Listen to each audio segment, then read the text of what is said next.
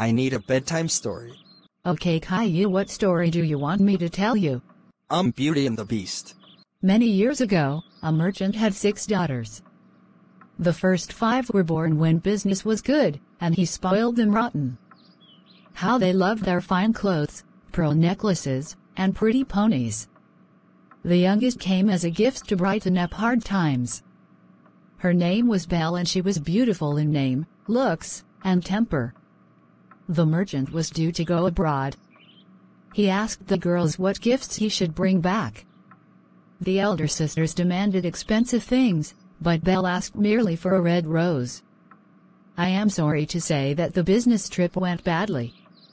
The merchant's ship failed to come in, and he could not afford to buy the promised presents for his daughters.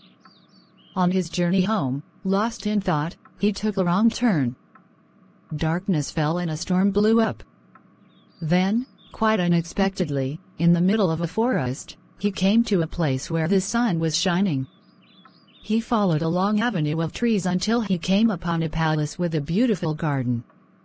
As he wandered around the grounds, his eyes fell upon a red rose and he thought, "Ah! A gift for my Belle." As he picked the rose, a growling voice startled him from behind, who said, "You could trash my garden?" The merchant spun round and found himself staring into the blazing eyes of a hideous beast. "You shall pay for this rose with blood," raged the monster. I mean no harm. I wanted a rose for my youngest daughter." "Daughter, you say? If she will come to me, you may live. But should she refuse, I shall visit your house and you shall die."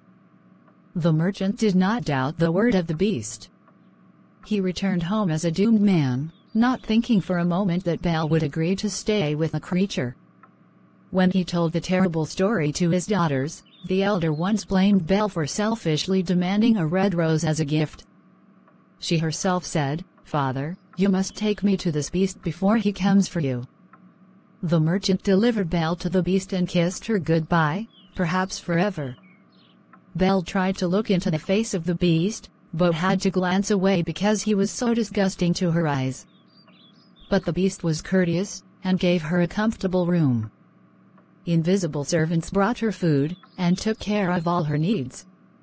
In the daytime, she wandered around the garden, and spoke to the birds. "Pretty, sweet, feathered creatures, your ways are so gentle, how can you stand the rough, ugly beast?" And the birds twittered back, "He is ugly but his heart is kind, and he is sad, poor beast, because no girl will love him." Belle either did not understand, or did not believe these tweets, and she badly missed her home.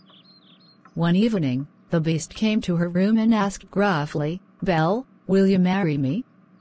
Belle felt sick at the thought and replied, "No, beast, do not hope that I could marry you." "That is your choice," said the beast sadly. "Beast," said Belle, "if you have good in your heart, you will let me visit my home just for 1 week." The beast thought and said, "You may go. But if you do not return after 1 week, something dreadful will happen." Belle went home in a carriage arranged by the beast. Her sisters were surprised to see her, and even more amazed when she told them about her new life. They were even jealous when they heard about the luxury of the palace, and they tried to delay her return.